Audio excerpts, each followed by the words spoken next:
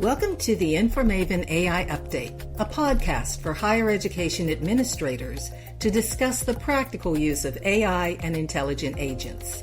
I'm Mosley-Matchett, the founder and CEO of InforMaven AI, and this month our guest is Dr. Glenn Phillips, a senior insights consultant at Watermark, based in Austin, Texas.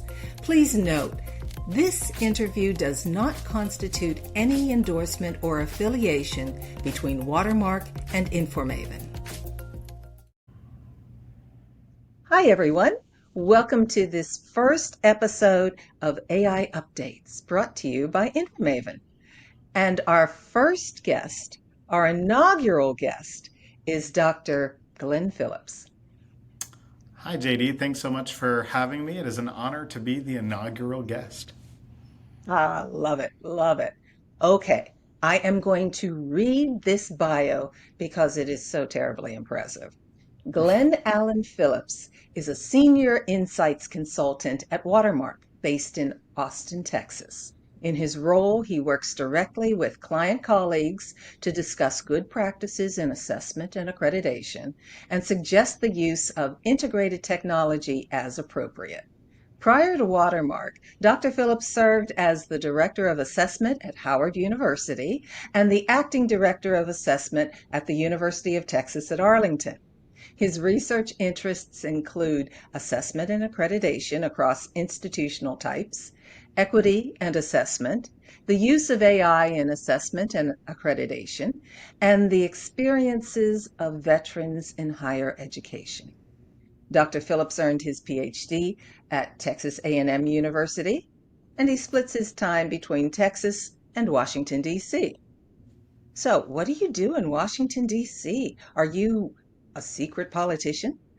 I am not a secret or a non-secret politician. I stay as far away from politics as I can, but the food in DC is too good not to go back. But the queso in Texas is too good to leave forever. So I have to balance it out. I agree wholeheartedly. All right, so let's get right into the questions. How do the AI adoption issues being faced by higher education administrators differ from those faced by faculty? It's a good question. I think that one of the challenges for faculty is as they are wrestling with AI adoption, they are constantly being shadowed by their students who are also looking at what they're doing as instructive for how they should be managing AI, how they should be using AI. And so it's almost a double responsibility of not only can I use AI, but should I use AI in this moment as I am showcasing to my students what that would look like. And as many universities are still struggling with exactly what the policy is, what their practice is going to be regarding AI use. And I think this differs from institution to institution, but also within the institution, it differs from discipline to discipline in how they're using AI. I think that faculty are maybe burdened is too strong a word, but they are certainly carrying a higher level of responsibility because they're under the watchful eyes of their students. Then in the administrative world, they're kind of, in many situations, especially in the world of assessment, they're kind of an island onto their own, and they're kind of doing whatever they do behind these closed doors that no one sees. And so it's a really different approach. You make a really great point about the fact that from one institution to another, the policies regarding artificial intelligence are varying. I read with interest that Notre Dame has just recently banned the use of Grammarly as part of their AI policy. And I thought that was very interesting because institutions have been using Grammarly for a very, very long time now. And to suddenly decide that it's not going to be acceptable, that's going to make things really tough for those students. Well, as a recovering and former freshman composition instructor, I do see a lot of purpose and wisdom in making sure that students are able to understand the foundational basics of editing and writing. The challenge, of course, comes into this world where you want to prepare students for how they will be operating outside of the classroom upon graduation.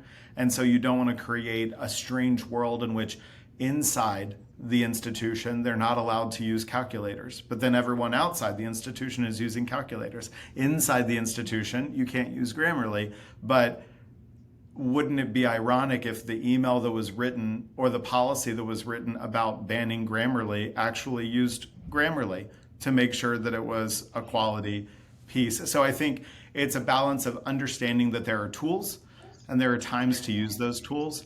But I think holistic policies that just ban it without giving purpose and meaning to that ban, which I'm sure Notre Dame gave plenty of purpose and meaning, I think that that can be a little dangerous.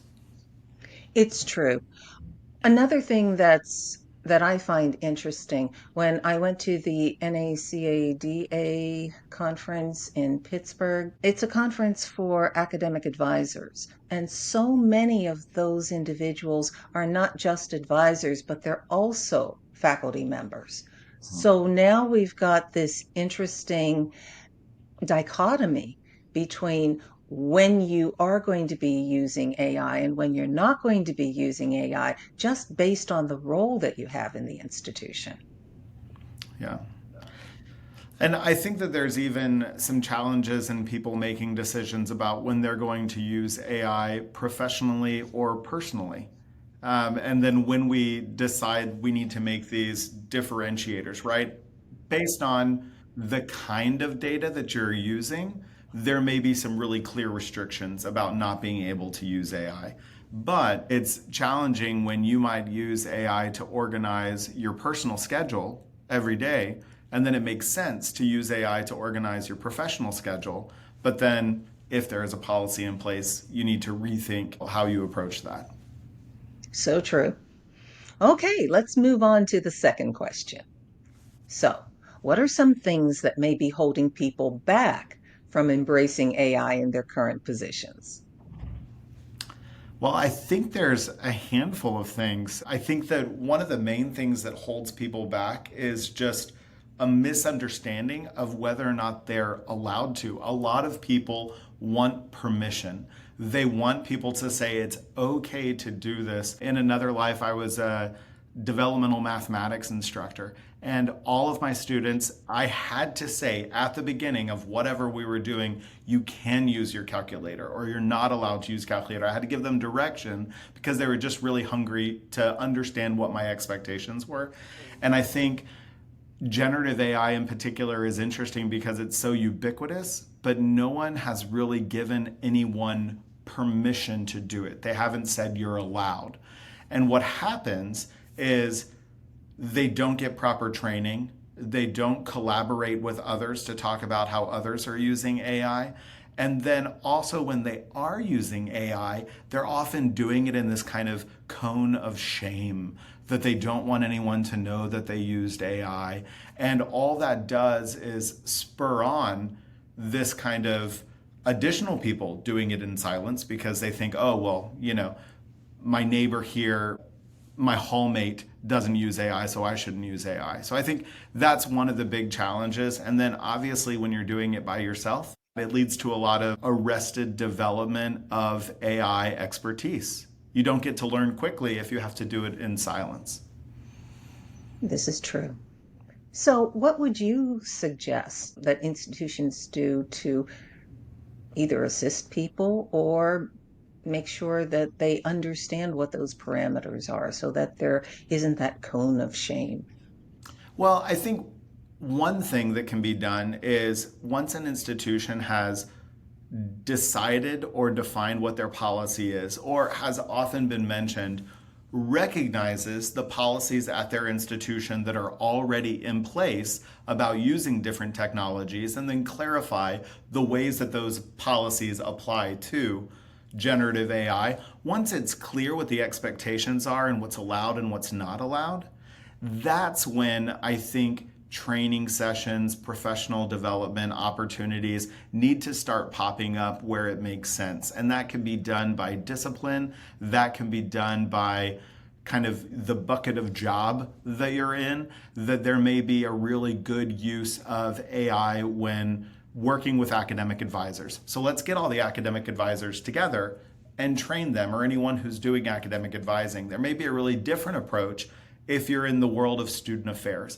And so maybe we need to get all the student affairs people together and say, how are you using it? How did you like to use it? What scares you about using it? So they can have those conversations. And I think that this can be top down if you have an AI progressive leader, but it can also be bottom up in some grassroots movement, as long as it has the proper blessing of the authorities of the institution to say, let's get a working group together. Let's just have some fun. Let's talk about it. Let's talk about what tools you use, what tools I use.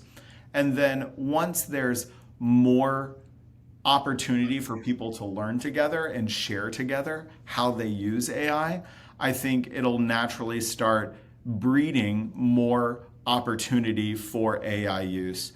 And then the second thing is that I would just say, if you use AI, to just say that you use AI. And the more people are comfortable saying that they use AI, the better that it's going to be.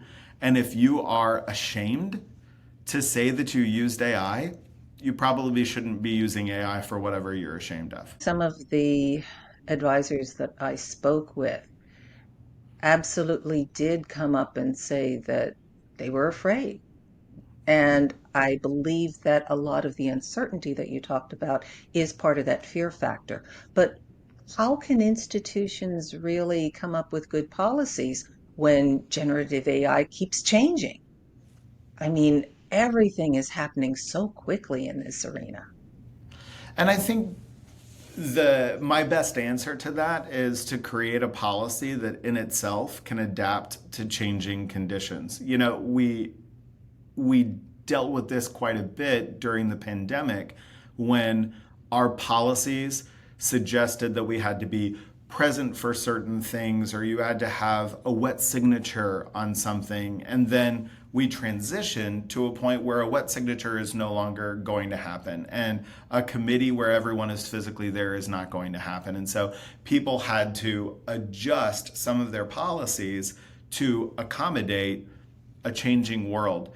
And while certainly some people may compare generative AI and its kind of sweep of the world similar to the pandemic, it is a different kind of animal that still necessitates us to look at our policies. How do we approach things?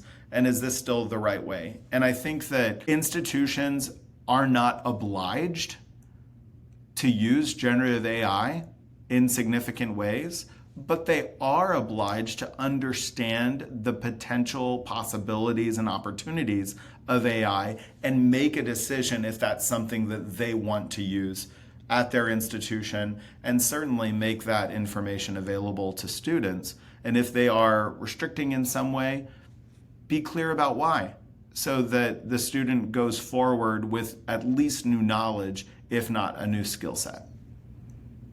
Thank you so much. Well said, sir. All right, let's move on to the third question. What AI use cases might be appropriate for higher education administration? When I talk to people about AI and I talk to people about what they're allowed to use it for, or what they shouldn't use it for, I've kind of developed what I call the bucket method, so that there are these three kind of buckets. So one of those buckets is busy work. And I think that you should always use AI for busy work. An example that I give outside of higher education is if you were a homeowner and your homeowner association required you, as part of the association, to write a letter once a year saying your house did not catch on fire. That is busy work. You should not be spending your time, your thought, your heart on any of that. So those kind of busy work, and there are some things in higher ed that are busy work like that. The second is more head work.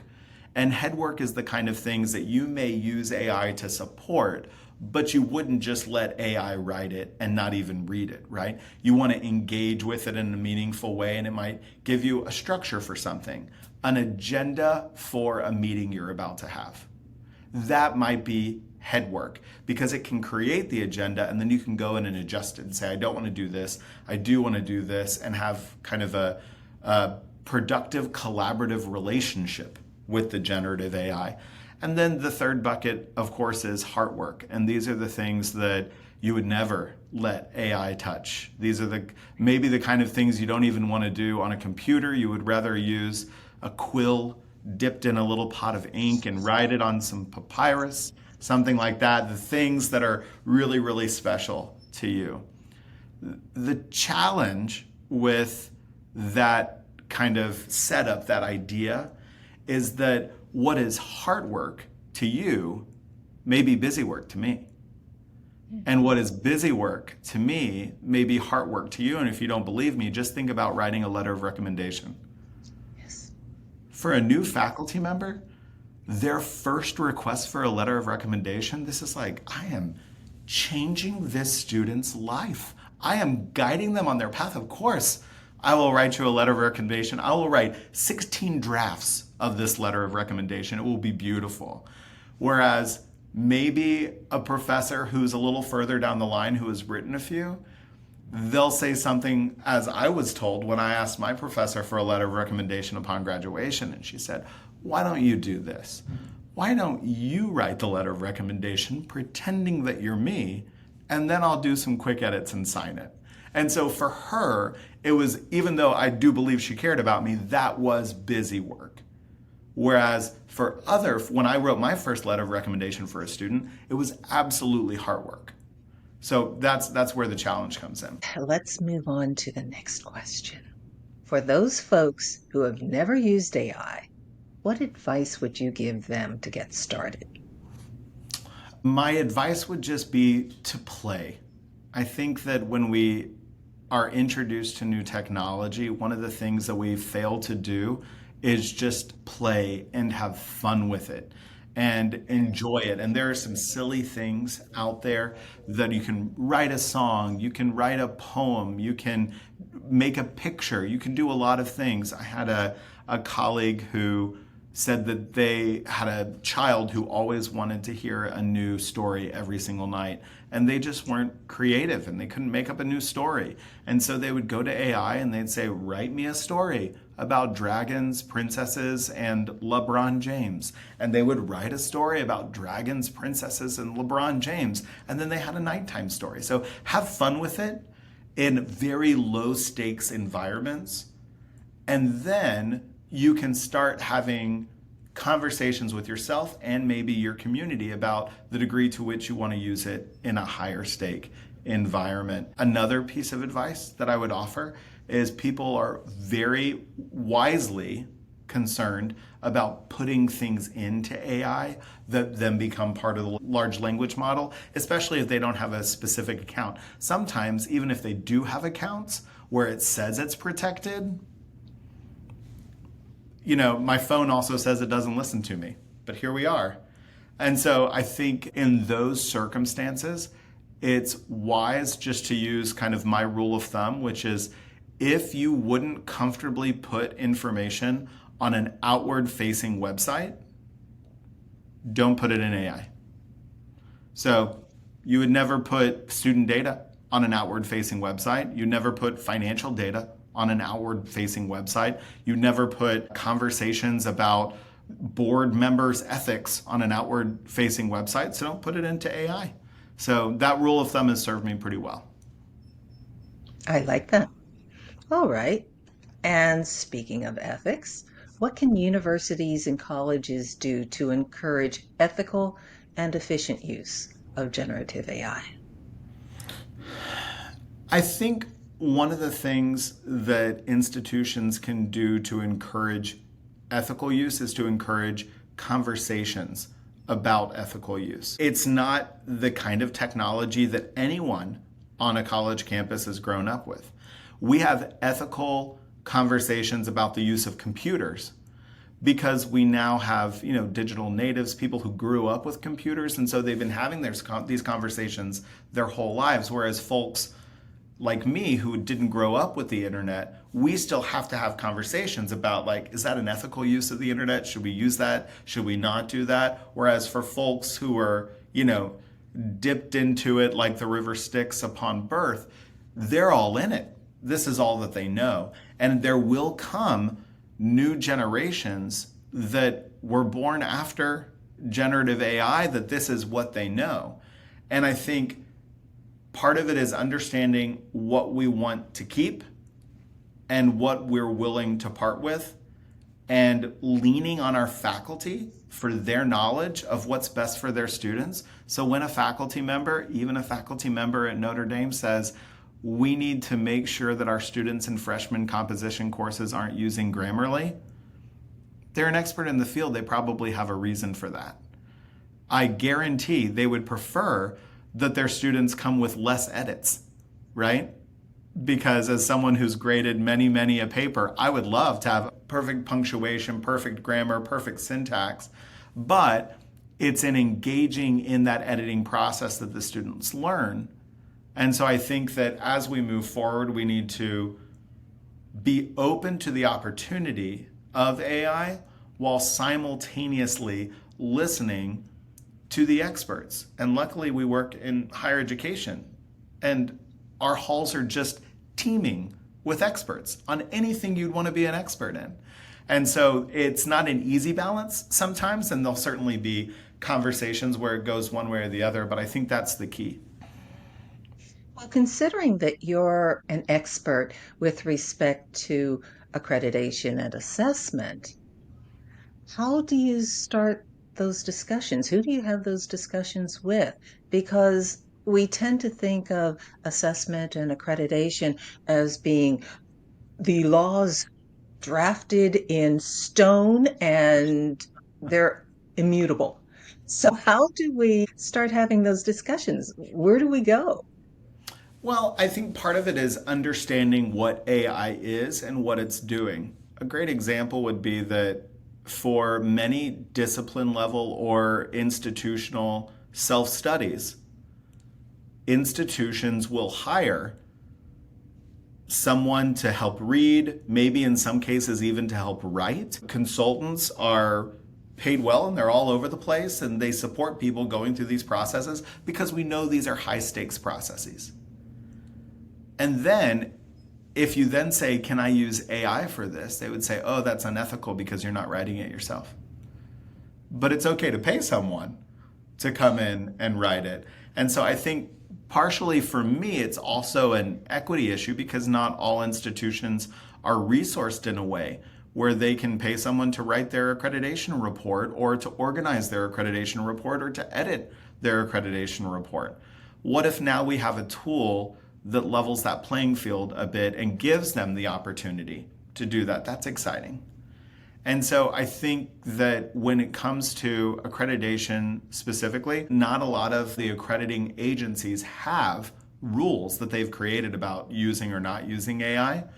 And I think that they won't until there is some kind of clear violation or the accreditation self-study is incorrect, or someone says, oh, well, I'm sorry, I used AI and it just came up with this stuff. Because it's always important to remember that AI is super useful, but it's also a liar. It says untrue things all the time, and it doesn't feel bad about it. And so it can be a tool, but it can't be the only tool. It's not we love talking about automation. And AI at this point, who knows what tomorrow and tomorrow and tomorrow will bring, but AI at this point will not automate things like assessment and accreditation. It will only help you do it a little faster, maybe in a slightly different way. And that's kind of the best that we can get out of it right now. And then we need to make decisions if we want to engage in that. Do you have any parting thoughts that you'd like to leave with our audience? Sure. Other than my sincere thanks for being a part of this little world, especially at the beginning of it, it's really exciting. And I think that one of the things that you stated earlier is incredibly important for people to remember, which is that AI is changing significantly and quickly. There used to be a joke that whenever you bought a computer, a brand new computer from, Best Buy or whatever technology store you went to, it was already an old computer the second that you walked out the door. And now, as we talk about AI, anytime a book is published on AI or a website is updated on how to use AI, the second that it goes to print, it's old. because we're doing new things, we're able to do new things. And I encourage people to think about learning as much as they can about AI so that they are comfortable, if they choose not to use AI, telling people why, instead of potentially, as the old metaphor is, sticking your head in the sand and pretending that it'll all go away. I love it. Thank you so much for being here with us. Thank you. Please visit InforMaven AI to hear the entire interview.